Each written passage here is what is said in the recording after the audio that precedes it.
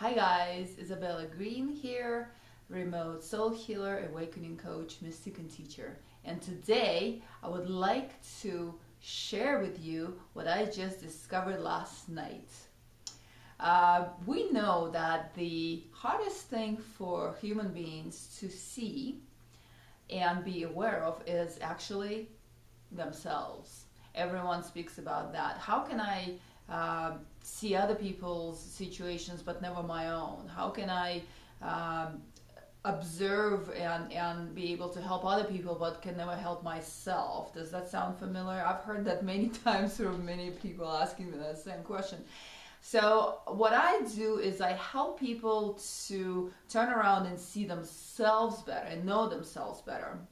But as I am human like everyone else, this same question has been with me for a while. I have significant self-awareness, but there are some things that I've never been able to discover about myself, or am still discovering about myself. And I always thought, wouldn't it be nice to be able to do a session on myself and ask myself on my soul stream the questions that I ask when I connect with your soul streams, right? That questions that I ask for you when I connect with your soul streams, when you guys come to me for healing work. Well, yesterday I was preparing for this session, and I always ask you to send me your pictures. The pictures serve as an entryway for the first point of contact for me. I normally look at the pictures, and it helps me to find the connection with that soul through the pictures. Some pictures speak to you really loudly, and some pictures are just blank. But some pictures are really like entryways. You are able, or I am able, to hear the almost like the voice of that person of that time of their lives, and you can ask them questions. I've always had this ability, and I also have the ability to tell if the person is still with us or passed on just from looking at the picture. It's interesting how there's this connection with pictures, and I've always had that. So as I was preparing last night for this session and looking at my clients' pictures, all of a sudden occurred to me, why don't I do the same with my own pictures? Of course, there's this practice that I recommend you guys of connecting with the inner child through finding the picture, and those of you who worked with me know this technique. But I decided to do the same process that I do with my clients for the initial point of contact for myself. So I pulled up a whole bunch of my childhood pictures, because the questions that I have right now are about my childhood. There are things that no one can tell me because they happened on my own when I was by myself very early in life, and my parents have no idea. They cannot reflect, or whatever they're telling me is their story, right, about what happened. But I wanted to I'm trying to collect the information. I'm working on collecting the information from my own perspective. Why? Because that paves the way towards acceptance of yourself, towards receiving yourself as you are. And we as children, we knew a lot about ourselves. God, we knew so much about ourselves before we got conditioned out of it and forgot. Some of us didn't forget, but a lot of us forgot. And so the children, or us as children, know a lot about ourselves and can tell you a lot about ourselves, our experiences, our traumas, our cosmic origin, our parallel lives, stuff we did as children and knew as children is priceless. And so I said, hey, you know what? I want to ask myself some questions about things that I think about or suspect that they're there, but I never really had a confirmation.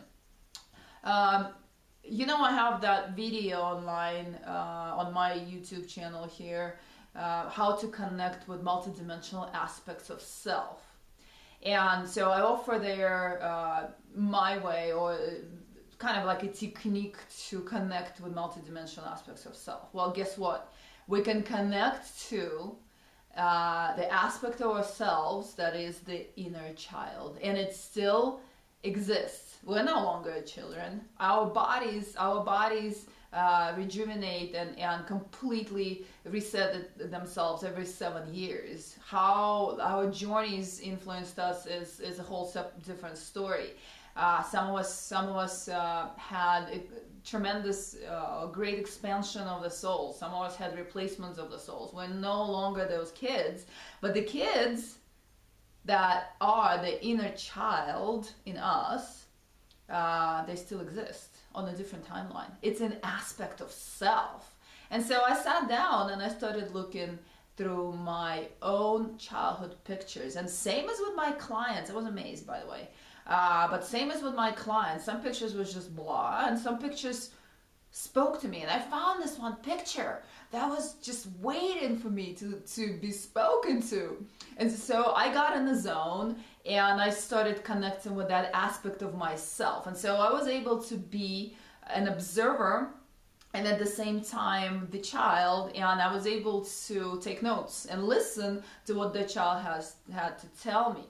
And I asked the questions that were on my mind and that I did not have access to receiving answers for. But I asked those questions and she responded to me, and it was so amazing. It was so amazing to connect with that. That little girl, before whatever happened to her, that little girl knew or knows, because it's an aspect that exists still. That little girl knows so much about my journey, everything about what I was into and why I came here and what happened to me and what I liked. And she just gave me a whole list of pointers, like remember this, remember this, remember that. I didn't even... A lot of stuff gets wiped out of our heads. You know, we carry a tremendous amount of information in our biological computers here, but she literally just gave me pointers, like, here, remember this is what you did, and here is why, and this is what I liked as a kid, but this is what I liked, and here is why. Here is that connection to this type of information, and here's this connection to this soul stream, or this multidimensional aspect, or this cosmic origin. She that was amazing. She gave me so much information and so many answers on my present state, or the stuff that created me, really, my journey, and also the original idea of why I got here, and what that was expansion of the original idea why I got here. Original idea why I got here was to just help humanity. We talked about it in the previous video, but like connection with the elementals, connection with the animal kingdom, connection with animal spirits, connection with other cosmic races,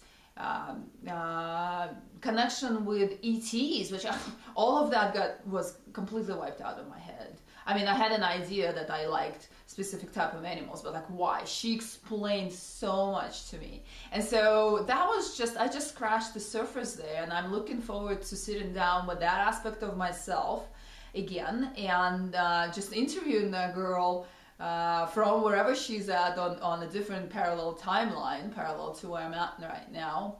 The point here is you can do this also, and it's so exciting. It also, once again, it paves the way towards self-love. It paves the way towards understanding what shaped us. It paves the way towards receiving ourselves, all aspects of ourselves, from human to multidimensional to cosmic, all of us. And that's the name of the game right now. We are stepping into owning who we are, from A to Z, from the very beginning to, well, there's no end to it, but from every aspect possible, receiving ourselves in self-love, in unconditional acceptance.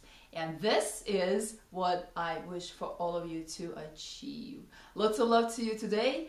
Thank you for tuning in. Thank you for listening. Namaste.